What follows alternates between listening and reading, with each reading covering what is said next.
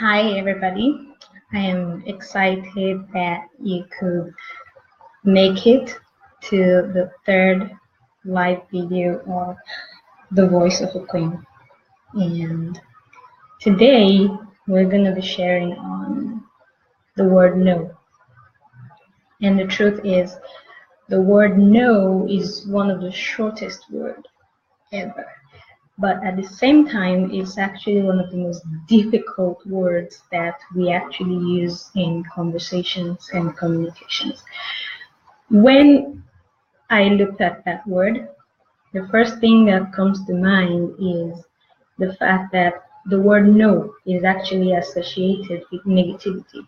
So nobody wants to say no because you feel like you are the bearer of bad news and you appear bad and terrible in the sight of people and everyone, and that is not exactly what people want, the kind of impression people want to create. But we tend to forget that the word no, as short as it is one of the most powerful words, is actually one of the most effective words we can use to put down our values. Is actually one of the words we can use to set our standards. So when we set the standards, that is exactly how people will relate with us or to us. So when you can effectively actually say no, you give people an idea of the kind of standards that you have, your value system, your belief system. So the use of the word no is one of the most powerful instruments you can ever wield in your whole lifetime. And this is a phenomenon. When you use the word no, you actually put a force in place that emphasizes a boundary between yourself and the influence of people or the set system. So let's assume there is a trend and everyone is going with the trend, and you can actually say no. At the point where you say no, you just set a standard and you have just communicated your value system. So, or someone asks you for something and you know it's going to put a huge dent on your plans, on your vision, on your speed, on your effectiveness and efficiency. The minute you actually say no, you communicate effectively that this is your value system. You communicate your space. You communicate your world. You communicate what you believe in. You communicate what you want to do, what you don't want to do in that short word no. And most times we forget the power of the word no, and we just give in because the person is a friend or because we do not want to hurt the system that is already in place. But the truth is, people want to see your standard. People want to know what you believe in. People want to know what you would do and what you would not do. People want to be able to identify you with something. So if you can say no and communicate your standard, people can effectively relate to say, okay, this person is like this. This person is not like this. And it will help them see their conversation or their communication or the things they actually bring to your space. It helps you detoxify your space. And one of the major reasons why people do not say no is because it hurts. I mean, this person already believes that you have the ability to do that thing. The person feels that this is the trend, so you should be involved. The person feels like you can be the savior of the day, and so the person comes to meet you with the request, with the need, with the plan, with everything in place. And then you tell the person no. It hurts. But the truth is, you need to communicate your standard so that the next time the person is putting down a plan or putting something in place, he already ticks you off. in his list of people that he can bring in to that idea or to that concept. The moment where you use your no is a moment of clear choice and decision. The moment you can actually say no, you actually effectively communicate your choice. You effectively, most times you do not necessarily need to explain the reason for your no. If you want, you can go ahead to communicate and explain. But the truth is, at the point where you say no, you have effectively communicated your choice. You have effectively communicated your value system. And also, it announces something affirmative about you. It shows that you know what you are doing. It shows that, okay, you cannot be influenced by anything that actually comes up. And it also shows courage, because you put in so much energy, yeah, and so much effect and power in being able to say no to that person that actually believed you so much to bring that conversation your way. So the use of no shows courage. It shows self-esteem. It shows that you have a high level of self-esteem. You do not really care about the popular opinion. You do not necessarily you will not necessarily be blown by every wind of doctrine. You do not want to please everyone. You believe in yourself and in your decisions and in your choices, and you respect your space. So being able to actually say no communicates a high sense of self-esteem. And like I have been saying since this video started, it communicates your space. It communicates your standard in your space, your value system in your space, your belief system in your space. It communicates your opinion. It shows that you can think for yourself and you can actually be responsible for the thoughts that you think and the decisions that you make for yourself. And the word no says, this is who I am. It says, this is what I value. It says, this is what I believe. This is what I will do. This is what I will not do. It says, this is how I choose to act, how I choose to live.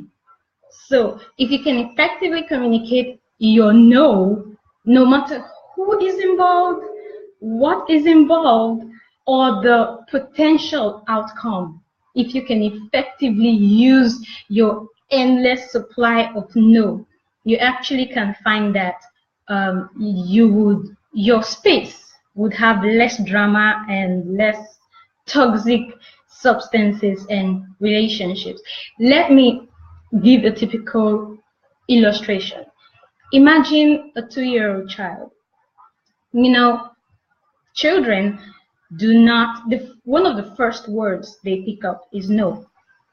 They use it at every turn. You tell them something that will benefit them, just because they know the word no, they go no.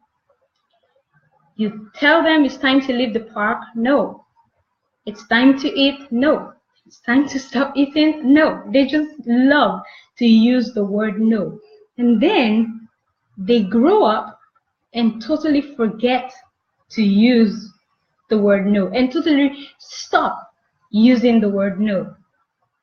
The truth is, when a parent who tells a child no actually is communicating boundaries, is communicating limits, is communicating values.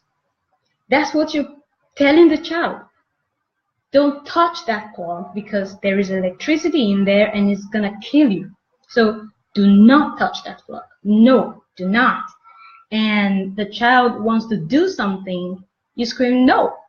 And the child wants to fall off. If the child goes to climb the chair, you scream no.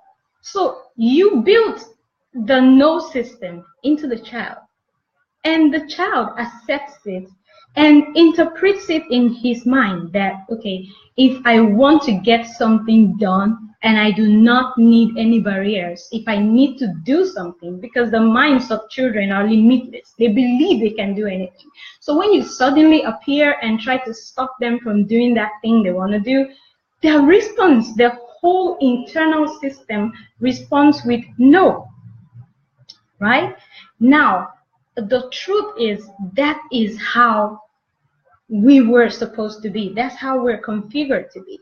And then somehow we grow up and trash all our supplies of no. And something that intoxicates our system comes up just so that we belong, just so that our friends will stay, we say yes.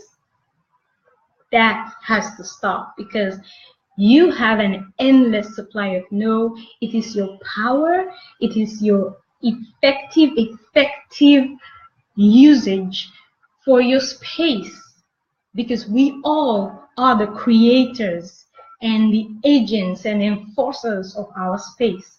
We decide the kinds of standards we want to have, the kind of standards we want to build. I don't smoke. I don't smoke. I can give you 10 packets of cigarettes for free. I do not smoke. I don't like to talk. Why are you so quiet? Why don't you always talk? Because I don't like to talk. So it is your space. Effectively use no so that you can communicate the boundaries, the limits, the standards, your belief system, your value system to everybody who comes around you. And then the next thing I would like to talk about, just to emphasize most of the points I've already made, are some of the qualities of no. It is an instrument of integrity. So something happens and the person who is involved in the process or the system is your best friend. And then the person brings in the conversation and needs you to show, I understand loyalty and commitment, but your integrity is at stake. You cannot afford to tell people I'm like this, and then when it comes to actually acting it out, you forget that this is who you are just because someone else is involved. And so you ruin your whole experience. Let me give you an illustration. I heard of a guy who went for an interview somewhere, and in the office he was in, there was the owner of the company, and then there was someone else visiting. So they told him to help go to a mechanic shop to get something for a car. I think the car was faulty. And so he went to the place, a popular place, and then he got the thing from the guy who sells the vehicle part. And then the guy, so they gave him, let's say, 100 euros. And then he spent 50 euros. And he had a difference of 50 euros. So he could actually tell them, because really he needed money. He was broke and needed his job, he needed money, he needed a lot of things. He was not sure he was going to get the job anyways. So he had this moment where, should I take the money? Should I return it back? And then at some point he just decided, no, I'll return it. And then he returns the cash and the product. And then they ask him, how much was the item? And he said he went to like a couple of places, he got like 3 different prices, and then he got the 50 euros price, and then he bought the item for 50 euros, and this is the difference. And they said, you just pass your interview. Imagine if he actually went in with the whole temptation and, okay, I need the money, maybe I will not get this job, and then he keeps it. Integrity. So no helps you communicate your integrity. and I will talk further about the internal and external no in a few minutes. Then it is also a shield of exploitation. Many of us have friends and people in our lives who just know that they can exploit you. They know that they can just come to you and cry and talk, and you know that this is going to endanger your speed, it's going to endanger your plans, it's going to endanger your peace, your everything. And just because this person is is coming to ask you for a particular thing, you give in and you just allow it happen. When you can say no, it's a shield against exploitation. Then it takes courage to say. The minute you can successfully, effectively, at every point in time, when you need to say no, you just became a courageous person. Also, the truth is, no is hard to receive. So people you tell no are going to have problems receiving and accepting the no. But if you maintain your stance and your stand, you effectively communicate standard, and standard is freedom. The minute people can understand that this is your standard, this is what you will and will not do, you get such freedom to live your real identity wherever you are. And then no actually shows maturity. And then people who approach you actually sieve their discussions and their decisions and their opinions before they come right to you. Also, a major part I love about one of the qualities of no is it is a test of true friendship. So your true friend will stay after you tell them no more than once or twice for something they actually request from you. Your true friend, who is indeed a friend, will stay. So for you to be able to detect who among your friends are actually or is actually your friend, when they come and when there comes a time when you really need to put something in place, you need to make a decision, and you know that the favorable decision is a no, and you can actually say no to your friend, and then your friend stays still in the friendship with as much commitment as they once had before you said the no, or maybe the commitment even got stronger. That is your true friend. So it is one of the tests for true friendships. And then, like I said before, I want to talk about the two forms of no. There is the internal no and the external no. The truth is, before you can come to the point where you can effectively externally communicate no to people, you have to be able to build your value system inside of you. So what are your self-impulses? What is the buildup of your internal system? What is your standard internally? What have you been able to use to define your personality, your identity, your choices, your values? How much do you love yourself inside of you?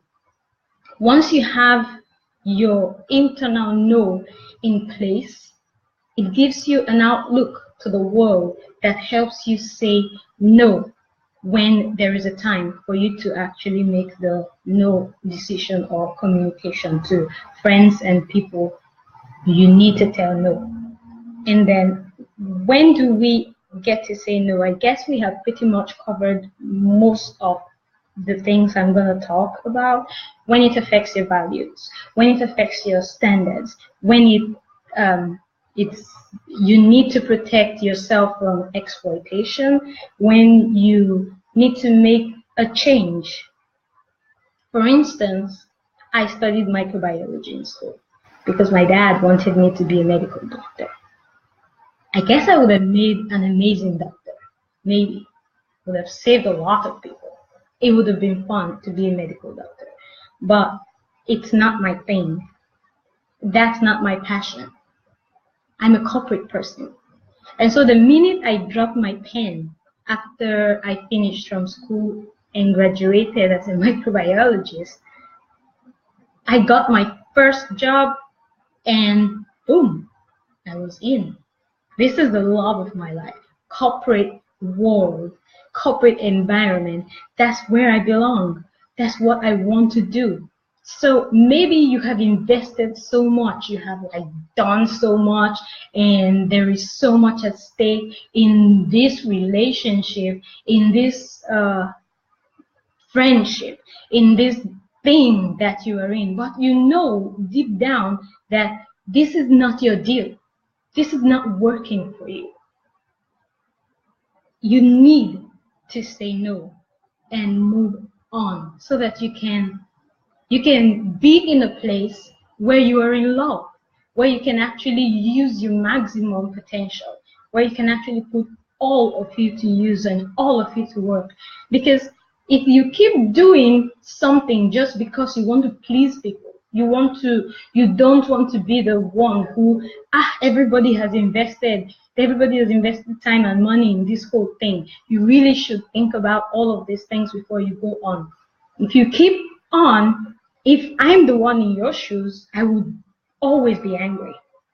If I'm somewhere where I don't want to be, something I don't want to do, I'm always upset. I'm on edge. I'm not comfortable. So if you are somewhere or involved in something that is not your passion, that is not giving you any form of fulfillment, where you're not happy, but you are just in that thing because there has been so much investment. Men and brethren, say your no and move to the place where you can put your full potential to use.